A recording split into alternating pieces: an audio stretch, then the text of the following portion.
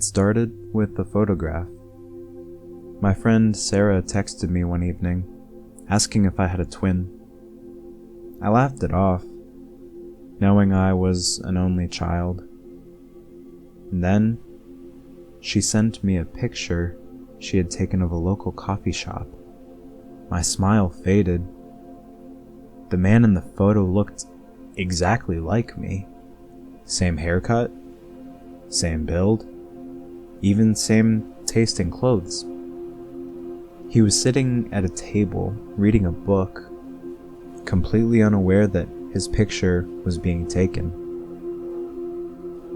I felt a chill run down my spine. Doppelgangers were supposed to be a myth, right? A creepy coincidence. I told Sarah it was just a look-alike, but I couldn't shake the unease. A few days later, my girlfriend, Lily, mentioned seeing me at a bar downtown. I hadn't been to that bar in months. She insisted it was me, though, even describing the jacket I had worn to work that day.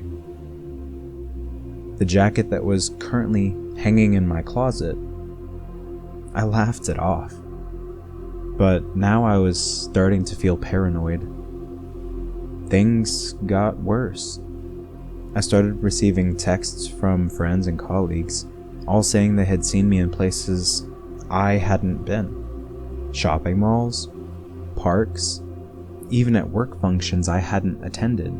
Each time, the stories were the same. I was friendly, chatty, and completely myself, except it wasn't me. One evening, I decided to find him, my double.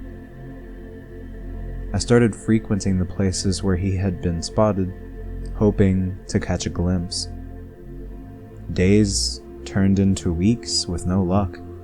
I began to question my sanity. Maybe it was just a series of strange coincidences. Maybe I was overreacting. Then one night, I came home to find the lights on.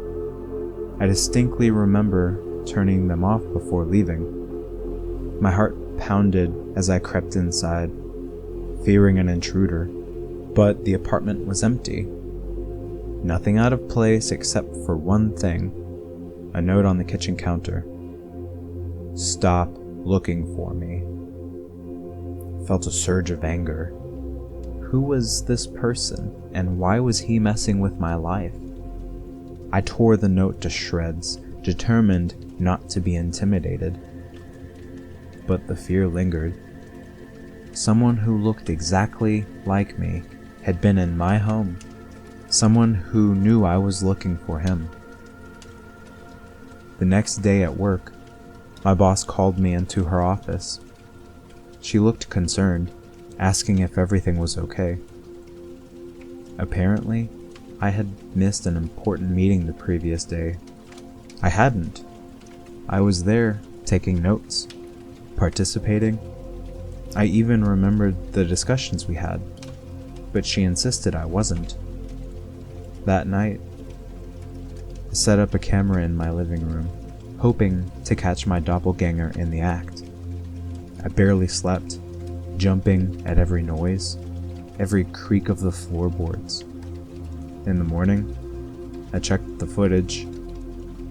It showed me walking into the apartment, looking around, and then leaving again. Except I hadn't come home until much later.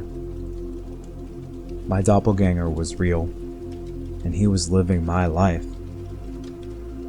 I started to lose track of what was real and what wasn't. Friends would ask about conversations I didn't remember having, places I didn't remember going. I began to isolate myself, fearing that I was losing my grip on reality. One evening, while staring at my reflection in the bathroom mirror, I noticed something. A small scar above my eyebrow. I had gotten it in a bike accident when I was 12. I realized that if this imposter looked exactly like me, he must have that scar too. It was a small detail, but it was something only someone who had lived my life would have. Determined to confront him, I went to all the places he had been seen, asking around, showing the photographs Sarah had taken. Finally, a barista recognized him and mentioned he was a regular, always coming in around the same time each week. I waited at the coffee shop, nerves on edge. Hours passed, and then, there he was. Seeing him in person was like looking into a mirror. He saw me too, and for a moment, we just stared at each other. Then he smiled, a cold, knowing smile, and walked out. I followed him, determined to get answers. We ended up in a quiet park, and finally, he turned to face me. "Why are you doing this?" I demanded. "Who are you?" He just smiled again. "I'm you. The you that you could have been. The you that took risks, made different choices. The you that lived life to the fullest." I shook my head. "That doesn't make any sense." "It doesn't have to," he replied. "Just know this. You can't escape me. I'm always going to be there, living the life you didn't." With that, he turned and walked away, leaving me standing in stunned silence. I haven't seen him since, but I know he's still out there, living my life, making different choices, always one step ahead. If you ever see someone who looks exactly like you, don't ignore it. Don't dismiss it as a coincidence, because sometimes the scariest thing isn't a monster or a ghost. It's the thought that there might be another you out there, living a life you never chose.